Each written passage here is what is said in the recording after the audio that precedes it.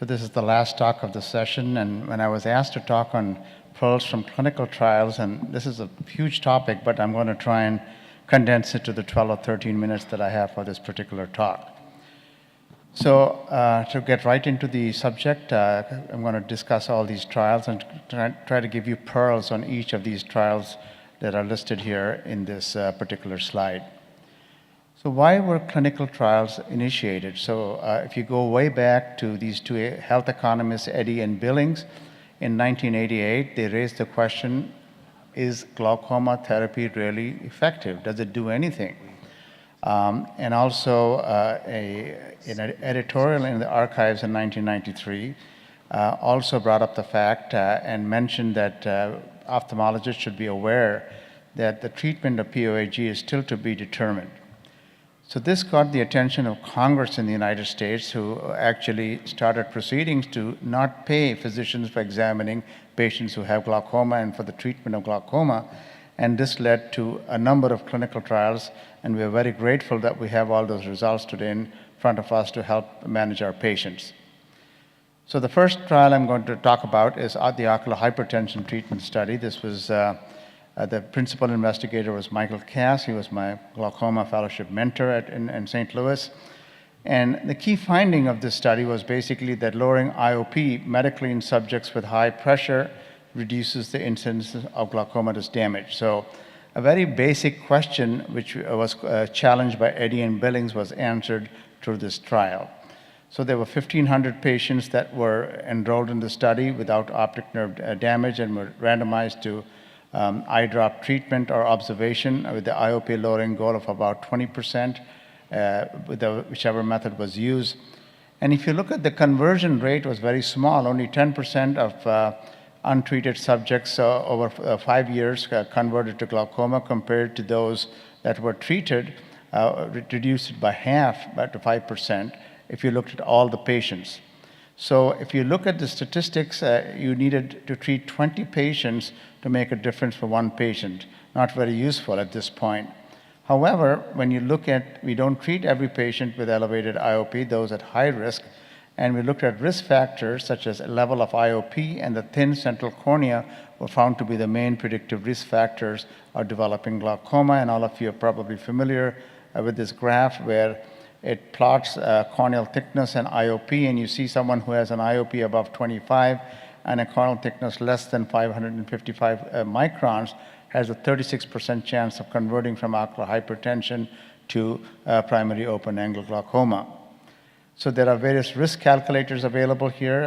Felipe Medeiros, now at Duke, looked at the validation of the predictive calculator, used the data from the Oates study and from the European study to develop a calculator. And for all young ophthalmologists in the room, I would strongly suggest that you access this website and play with it, enter patient data, and see how you can measure risk of conversion from ocular hypertension to actual glaucoma. Very useful tool, and also to illustrate to your patients the benefits or risks of treatment. But what does Oates not tell you? The Oates was mainly used for patients with primary open-angle glaucoma. Conversion, we use it now generically for any kind of glaucoma to justify treatment. I think that's the best we can do with that because that's what's available. Also beware of the percentage drop. So, residents and fellows will ask me, the pressures dropped 20%, but what about that ocular hypertension patient who has a pressure of 40 that comes to your clinic? Is 20% enough of drop of the pressure? So you need to think about that, and goals need to be adjusted according to the level of pressure. So the pressure for recruitment in the Oates study was 26 millimeters, and patients that were 30, 40 millimeters were excluded in the Oates study. Moving on to the collaborative normal tension glaucoma study, a key finding was that IOP lowering reduces the risk of progression in this type of glaucoma because treatment was quite controversial in the subject. So here, patients, the field change was the main outcome measure in these patients, and the treatment was fairly aggressive. The goal was trying to get the pressure down to about 30% from baseline, and basically the study showed that glaucomatous field loss was reduced in eyes that were treated. But the analysis was not that easy because many of these patients were old, had cataractous changes, so sophisticated analysis had to be done to tease out the effect of cataract from the actual field changes from glaucoma. So when you looked at all the data, both changes had field changes were same, but if you took out the effect of cataract by statistical analysis, you could see the difference. So what are some of the pearls? We learned from the study that progression rate in patients with normal tension glaucoma is fairly slow. There are certain risk factors, some very classic phenotypes. Older women who have a history of migraine, vascular disease are more prone to progression. These usually happen in patients above 60 years of age. And if there are younger patients who have quote-unquote normal pressure glaucoma, you need to go through the differential diagnosis of the list that is presented at the bottom of the slide. Don't forget tumors in younger people that might present as a quote-unquote normal pressure glaucoma, but it's rare. What about the EMGT trial? This was actually basically a similar trial to the OAT study, where it basically showed that in Europe, that showed lowering IOP in patients with established glaucoma reduces the risk of progression.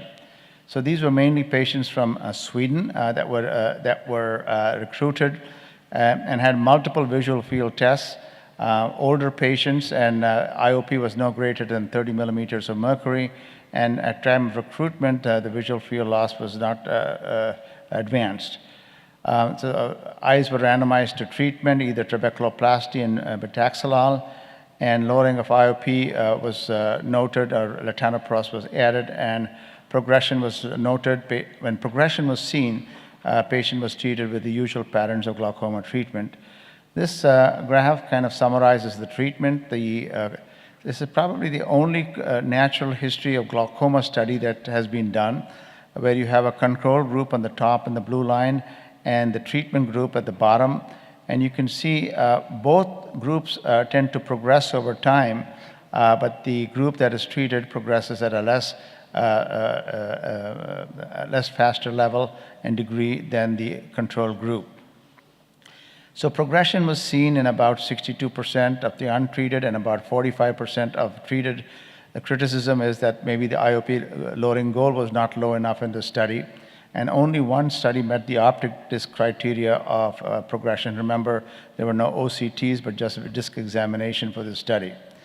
So remember, the pearls are, this was a study mainly applicable to an older Caucasian population. Can you extrapolate the study to other groups is questionable, but we do use it. And we noticed that progression is slow in most patients, and we need to dissect out and find out who are the fast progressors, and that treatment works. What about the AGES study, or the Advanced Glaucoma Intervention Study? The key finding in this study was uncontrolled eyes of glaucoma who were randomized to therapy with medical therapy, trabeculoplasty, or trabeculectomy. All three arms were equally effective in preventing progression. So they had a very detailed randomizing tool where you either randomize them to ALT versus trabeculectomy versus medical treatment. That's not important to know, but the main goal of the treatment was to assess visual function and the course of the disease. So the outcomes are very controversial, and actually probably nobody uses these outcomes. It basically said that if you were an African American, an ALT would work better than a trabeculectomy, and if you're a Caucasian, the trabeculectomy would work better. And this is contrary to most of the current practice of glaucoma as practiced in the United States. So for me, I think laser angle treatment in either groups is probably the first treatment, unless there are reasons not to do that and proceed to trabeculectomy. But more important things that came out of the AGES study were in the next few slides. The report 7, which basically is summarized in these two graphs. The graph to your left shows you intraocular pressure at multiple visits at baseline. So if the graph basically shows you visual field progression plotted against time, where the IOP was either above 17 millimeters or below 14 millimeters. So if you look at the lowest most graph, you can see that eyes that had a pressure of 14 or below at enrollment had the least degree of progression over time compared to those who had 18 and above. The graph to your right shows you associative analysis, basically showing you that group D, which had the lowest pressures over time, around 10 to 12, had almost no progression. So lower the pressure, less of the chances in advanced glaucoma that this glaucoma might progress. So again, this is an important pearl that came out of this study, that progression of glaucoma, even with IOPs in the normal range in advanced glaucoma, it's good to have a lower pressure. And this pretty much changed my practice of glaucoma, where I do aim for aggressively lower pressures in patients with advanced damage. We'll talk about IOP fluctuation. Again, analyzing the data, folks from UCLA showed that if you have high fluctuations of pressure, both increasing age and greater IOP fluctuation will increase the odds of developing visual field progression by 30%. The level of IOP, interestingly, was not a risk factor for visual field worsening in this particular group of patients. What about the CIGIT study? Dr. Sharavi already talked a little bit about this. Bottom line, medical therapy and trabeculectomy were equally useful. The approaches to treatment was target IOP was calculated for each eye, aggressive enough to reach target IOP. Treatment failure was based on IOP and visual field criteria. And if you look at this graph over 5 years, both trabeculectomy and medications were equally effective in preserving the visual field over time. Patients who had cataract, who had trabeculectomies had more chances of getting cataract surgery, and that's, I think, we all see this in clinical practice. So what are some of the pearls? Both are equally effective. The quality of life is worse in patients who have early surgery, and you know that early on in the surgery. And this study kind of helps you tailor an approach for a patient. So if you have problems with drug adherence, allergies, drug affordability, and patient's age and systemic conditions, you can tailor the treatment based on what you've seen. The GLT trial, again, just one slide to show you that argon laser trabeculoplasty was effective as medication. We all know that. Moving on to some of the surgical trials, the TVT trial basically looked at eyes that were pseudophakic or had previous trabeculectomy and the effect of tube versus trab in these patients. So remember, this was a study that was designed for eyes that had previous surgery. Basically, the study showed that there were equal amount of IOP lowering, there was higher primary failure in trabs, and more complication in the trabeculectomy group. But remember that this study really applies to eyes that only were used previous surgery. I know colleagues that kind of extrapolate this to primary surgery, and this is not applicable to that, to try and do tubes as a primary procedure. This was only in open-angle glaucoma patients, and no procedure under these circumstances is superior to the other as an end game.